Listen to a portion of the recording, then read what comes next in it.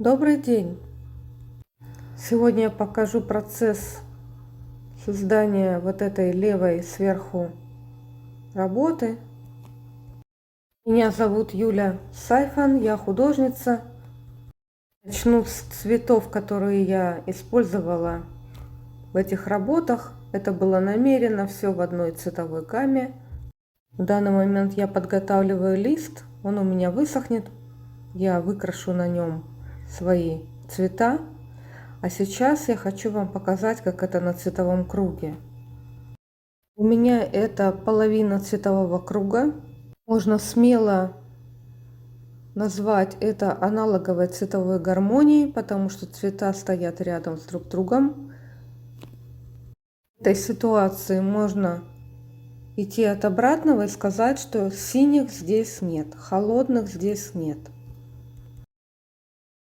Цвет подложки я замешала из белил желтого и серого или капля сажи газовой. Лист получился значительно светлее, чем то, чем был прокрыт формат А4, разделенный на 4 части для этих маленьких этюдов. Но принцип вы поняли: больше цвета, меньше белил. Мои плотные по тону у меня коричневые. Как вы знаете, коричневые — это производная от красного и оранжевого. Враженая для тех, у кого нет тюбики в баночке. Теплая красная плюс веридоновая. Чуть желтой получится у вас такой цвет. У меня в банках две такие похожие. Одна светлее и желтее, вторая более плотная. Просто разные производители делают свою умбруженую. Хотелось бы жить в идеальном мире, где умброженая у всех производителей одинаковая. Однако нужно пробовать. Это не самый редкий случай, когда краски у одного производителя отличаются от таких же у другого производителя. Пока я вам рассказывала про умбру, уже положила на лист веридоновую. Следующая у меня зеленая. Если вам интересно посмотреть о зеленых цветах, я прикреплю видео на эту тему. Я вам скажу только, что на основе PG7 замешано большинство зеленых цветов. Это выгодно, потому что мы знаем, из чего намешать нам вот такие теплые зеленые. Это та самая веридоновая, которая чуть выше, плюс желтый. Теплый, зеленый, светлый. В других пропорциях веридоновая, белила и желтый. Неаполитанская желтая у меня прямо в банке. Белила с охрой. У меня это постерная краска. Полностью подходит для смеси с гуашью. Считаю, что это одно и то же. Может быть, кто-то возразит. Однако они по ощущениям идентичны.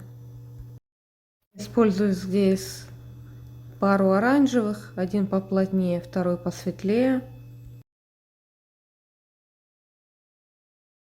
Хром желто-оранжевый. У меня он в коричневую сторону. Очень плотный цвет.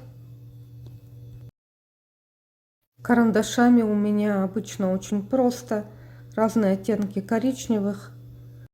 Теплее или же холоднее на ваше усмотрение. Я люблю бордовые, более фиолетовую сторону. Когда снимала, забыла, что еще использовала желтый. Это кадмий желтый средний, теплый желтый. Как я говорила в начале видео, пишу я сегодня левый наверху этюд. Смотрим, что в нем происходит по тону. Ссылка на фотореференс находится под этим видео. Посмотрим, каким было тоновое решение. Рекомендую вам также взять черную и белую гуашь или просто любой другой простой материал, где есть черный мелок или черная акварель. Это не важно, чем вы делаете предварительный эскиз. На этом этапе я задаю себе вопрос, что у меня самое темное, что у меня самое светлое и что у меня среднее по тону. Мне удобно работать от темного пятна. Сейчас я ищу ритм в листе. Расположив свои темные пятна, я думаю о том, как по отношению к ним расположены белые пятна и средние по тону. По сути, эскиз является абстракцией.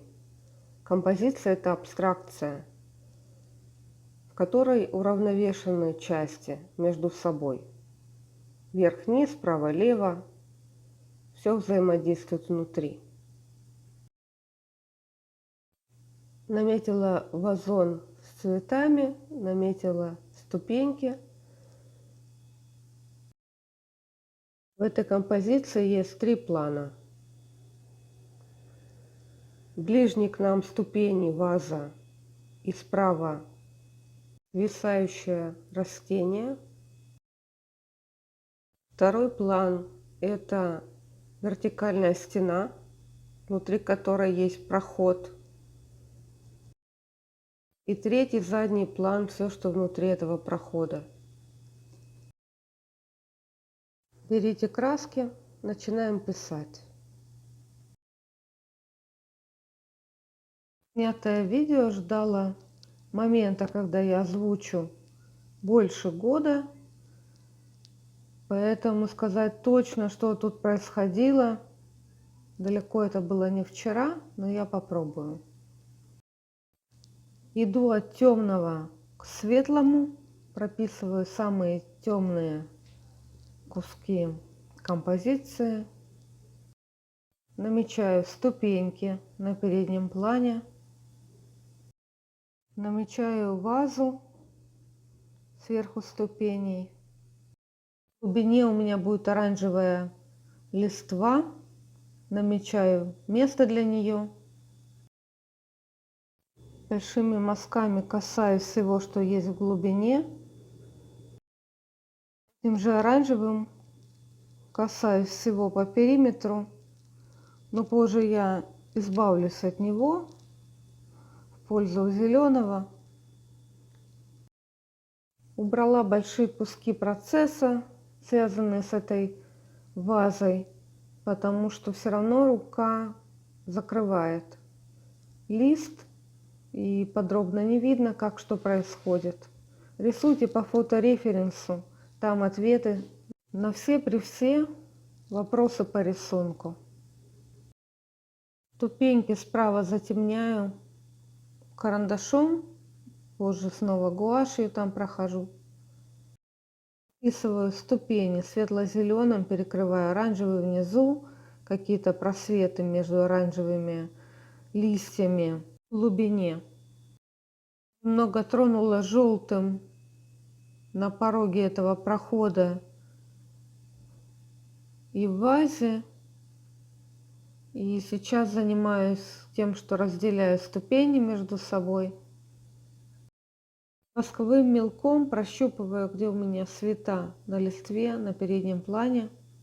Объединяю верх композиции просветы между оранжевой листвой в глубине, зелень на переднем плане. Решаю ее больше через зеленый, нежели через желтый, как был раньше. Далее просто проработка деталей. Основная работа закончена с большими массами и цветами, большими отношениями. Пожалуйста, Оцените мой труд. Оставляйте комментарии, ставьте лайк. Таких видео будет еще несколько. Чтобы не пропустить, жмите на колокольчик.